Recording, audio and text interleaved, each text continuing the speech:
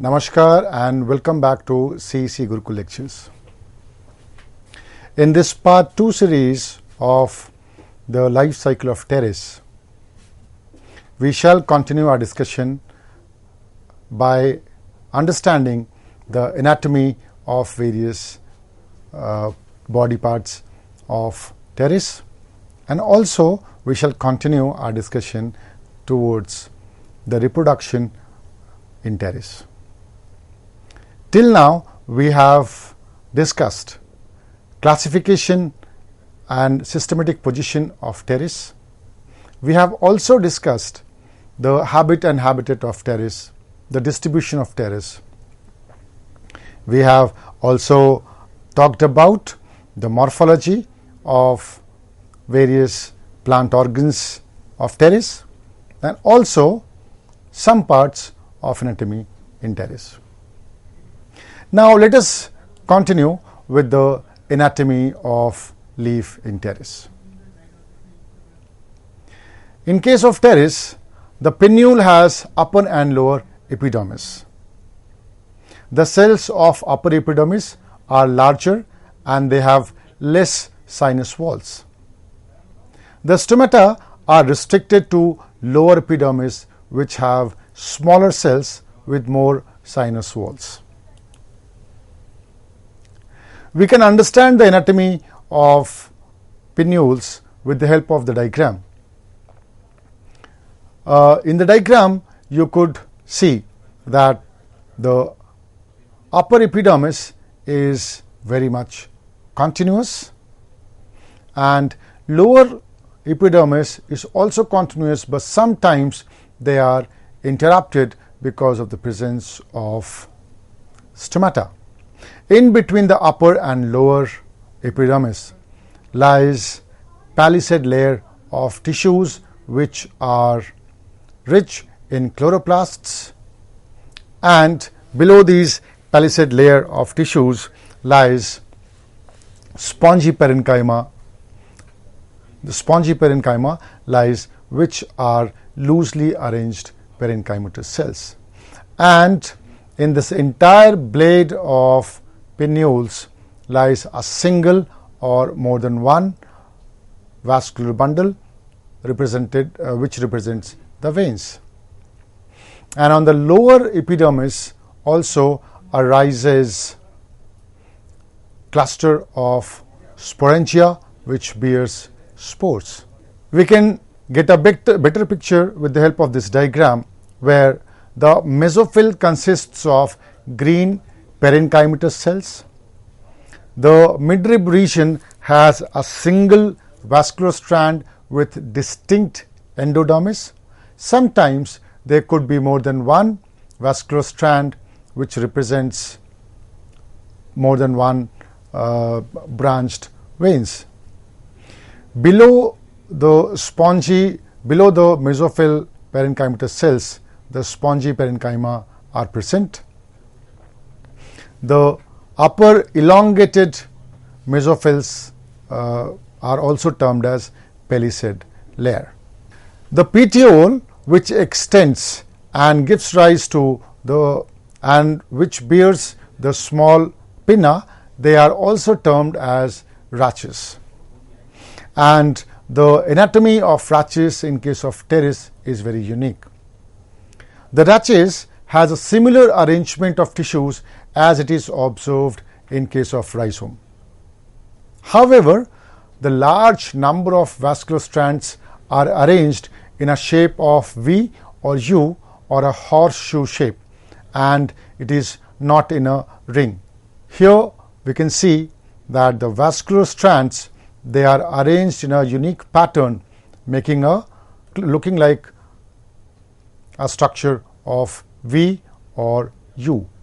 This is a diagrammatic representation of transverse section of rachis in Pteris. Here we can see that the larger vascular bundles are on the outer end and the inner circle has smaller vascular bundles. Now, as far as the anatomy of roots in Pteris is concerned, the outermost single layer of cells, they are called as epidermis or epiblema, The epidermis has numerous root hairs. The cortex is differentiated into outer multi-layered parenchymatous zone and inner zone of a few layers having thick-walled cells. This can be understood with the help of this diagram, where the outermost layer is barrel-shaped, is made up of barrel-shaped cells.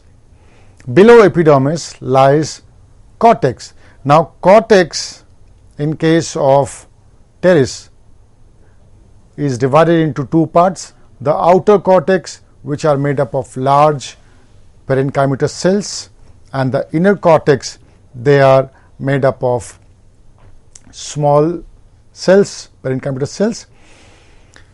Below the cortex lies phloem cells, and in the center the xylem is present. Sometimes the xylem is flanked on both the sides with the help of phloem, or sometimes the xylem has protoxylem on the outer side and metaxylem in the inner side.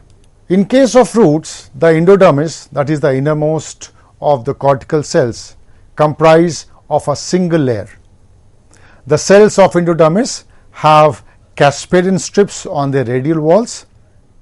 These Casparian strips are very important in managing and maintaining the flow of water from the outer cortical cell towards the conducting strand. Now, inner to the endodermis lies pericycle. Pericycle consists of thin walls, and the stele is diarch and exarch. A diarch stele has two patches of protoxylem on two different ends, and exarch stele means the protoxylem would lie on the outer side and metaxylem will reside on the inner side. Here we have observed Casparian strips in the endodermis. Now, probably for the first time during the evolution of conducting strand, we do encounter Casparian strips. Now, these Casparian strips are very important in terms of evolutionary development of conducting strands. These Casparian strips ensure that the water absorbed by root hairs, they are channeled and also sieved and filtered for any kind of unwanted radicals or any unwanted infectious parasites, and only the filtered water and minerals, the required minerals, reaches up to the conducting strand. So, gradually we are seeing the development of mechanism of conducting strand in case of pteridophytes also. Now, let us talk about the reproductive aspects in Pteris. As far as reproduction in Pteris is concerned, it can take place in two broader ways. One is called as vegetative reproduction. In case of vegetative reproduction, tubers could be one of the forms, or fragmentation could be one of the methods. But most prominently, reproduction takes place is sexual in nature. In Pteris, sporangia do not form cones or strobili as we have seen in case of Selaginella or Equisetum. Instead, they occur in small or large groups, and these groups are termed as sori. Every sorus of Pteris is called as conosorus. In Pteris, any leaf or leaflet can bear sori on its upper surface, and there is no distinction between fertile and sterile leaves. The sori become confluent and appear as a single continuous linear sorus, also termed as conosaurus. Here you can see in this diagram that each of these veins, they reach up to one group or one cluster of sporangium, and these clusters of sporangium, that is sori, they fuse or they merge to form a linear continuous sorus. These linear continuous sorus, they are termed as conosaurus. In case of Pteris, individual sori or individual sorus are protected by inwardly turned margins of the leaflets. This is the outer epidermis and this is the margin. From the lower marginal cell arises cluster of sporangia. The margin keeps on extending, and these extended margin, they help in protecting the cluster of developing sporangia. Such protective device are termed as false indusium. In Pteris, old and young sporangia, they can occur together and show no regular arrangements in sorus. Each sporangium produces 48 spores, and each sporangium has two parts: the stalk or the pedicel and capsule or the spore sac. Here you can see in this diagram that every sporangium has two parts: a stalk, which is elongated one, and the spore sac. Now every spore sac is made up of single cell thick layer. Single cell thick layer of cells. These single cell thick layer of cells, they have specialized rows of cells. These specialized rows of cells, they are called as annulus, and then there are large thin walled cells which are called as stomium. Now this annulus and stomium, they have a very unique way of dispersal of spores which are found within. We shall see these dispersals of spore and the mechanism of dispersal in greater detail later on in this lecture. So in a cross section, if you would see, you will find that from the lower margin, a group of sporangia are born, which are termed as sorus. They are protected by false indusium. In the center, they have a conducting strand, and that entire leaf plate has an outer epidermis and a lower epidermis. In case of Pteris, the stalk is formed by 3 rows of elongated cells. Here you can see the stalk, they are formed of 3 rows of elongated cells. The capsule is more or less oval and appears like a biconvex lens. Every mature sporangium, they possess a single layered capsule wall surrounding the spores. Capsule wall is composed of thin walled, flattened, polyhedral and transparent cells, and these cells have wavy cell walls along the 2 flattened sides of sporangium. Around the edge of the capsule, a vertical row of about 16 cells with specially thickened radial and inner tangential walls are formed, and these cells are termed as annulus. These annulus stretches over about 2/3 of the circumference of the capsule, connecting the sites and forms an incomplete ring annulus. This ring is completed and overarches the sporangium. The remaining 1/3 portion of this annulus has a small group of long, flat and thin-walled cells, and these thin-walled cells are termed as or they are known as stomium. In the stomium, two cells are narrow and radially elongated. These form the lip cells.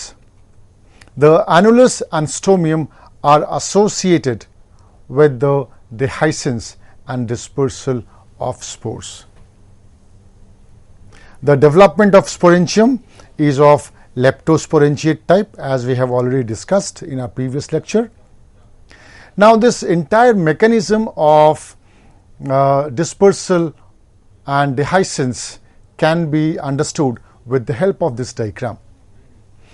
Here we can clearly see that every sporangium has a stalk and a single layer of cells and a vertical layer, a vertical row of thick-walled cells. This vertical layer of thick-walled cells, they are termed as annulus. The annulus covers almost 2/3 portion of the ring. The rest 1/3 is covered by thin-walled cells. These thin-walled cells are also termed as stomium. Now, among these thin-walled cells, the two cells form broad lip-like structure. During the process of dehiscence, these thickenings, they absorb moisture from the outer surface and they get extended, and this puts up a pressure on these broad lip cells and they open up, and because of the opening up of these lip cells, the spores which are found inside the sporangium, they are free to move out, and during the course of relative high humidity, this entire annulus, they get straightened up and they are exposed to the air, and these spores are dispersed with the help of wind. It is observed that all the spores are not dispersed at a single dispersal event. They are partially dispersed, and then the annular cells, they once again come back and contains the rest of the spore cells. All the spores are structurally and functionally alike. Thus, Pteris is a homosporous species or homosporous genus. Spores are somewhat triangular with a distinct tri-radiated mark. That also shows that during the course of their development, these spores are formed initially as spore tetrads. The sizes of spores also vary in different species. The spore wall is thick and composed of an outer exine and inner entine. The exine is variously sculptured in different species. In sporangia, they dehisce transversely. The sporangia dehisce transversely along the stomium with the shrinkage of annular cells. The dispersal of spores is through air to a moderate distance. You can understand the structure of most of the spores of various species of Pteris with this diagram. In almost every species, the spores are tri-radiated and it has an outer exine and an inner entine as its wall layer. Now, under favorable conditions, these spores, they germinate, and this the exine ruptures and uninucleate contents, they protrude out in the form of a small cylindrical structure, and due to transverse mitotic cell divisions, it forms a small filament of cells which ultimately develops into prothallus. In case of Pteris, you can see with the help of this diagram that a single spore, it germinates, gives rise to a filament of cells by mitotic division. From the lower portion arises the first rhizoid, and these mycelium, these filamentous cells, they divide mitotically in all different planes and gives rise to a very small prothallus. Now, in case of ferns, the prothallus or the gametophyte could be of different shape. In case of Pteris, the gametophyte is of chordate shape, or it is of heart shape. The gametophytic generation in Pteris is very short-lived. If we observe the entire life cycle of the Pteris, we will observe that this gametophytic generation is represented by a very short span of time. On this gametophyte, both Archegonia and Antheridia are born. That means they are monoecious in nature, although their development is segregated by time and space. So, the Archegonia and Antheridia, they do develop, but at different duration of their time. Most often the Archegonia are found or develop towards the apical notch, whereas Antheridia, they do develop towards the basal area. The mature prothallus is very thin, green and heart-shaped with an apical notch. The cell divisions are mainly restricted to the region behind the notch and in the lateral wings. The prothallus is very short and it is about 0.3 to 0.5 mm in diameter only. Here in the diagram you can see a very small chordate prothallus of Pteris. There is also a thick central cushion which is formed as the result of divisions in the cells behind the apical notch, and from the posterior region of the prothallus numerous rhizoids arise. In Pteris, the sex organs and rhizoids develop on ventral side of the adult prothallus. Normally such prothalli are monoecious. The Antheridia are near to rhizoids, whereas the Archegonia are restricted to the cushion behind the apical notch. An antheridium develops from a superficial bulging cell of prothallus which divides by transverse division into a basal cell and initials, and ultimately 32 spermatids are formed, and each spermatid metamorphoses into a multiflagellate spermatozoid. Here you can see in the diagram that each Antheridia, they give rise to approximately 32 Antheridia cells, and these Antheridia cells metamorphose into spiral antherizoids. And at maturity, the outer wall of the Antheridium is made up of 3 cells: the basal cell, which may be funnel shaped, the annular, and the second ring cells, and the apical cell or the cover cell. Archegonium has 2 distinct parts, the neck and venter. The neck is composed of 4 longitudinal rows of cells with 4 cells at the top. Inside the neck is present neck canal cells. The lower swollen venter region contains an egg and a ventral canal cell. You can see the Archegonia with the help of this diagram. The Archegonia is very small in structure, but it is typical of any Archegoniate plant. And finally, the fertilization requires water, as male gametes are flagellated. Water is available in the space between ventral surface of the prothallus and the soil, and both kinds of sex organs are in contact with moist substratum and open on lower surface of the prothallus. So this is how that entire life cycle gets completed. I hope I have been able to discuss almost every aspect of the life cycle of Pteris. Thank you so much for the patient listening.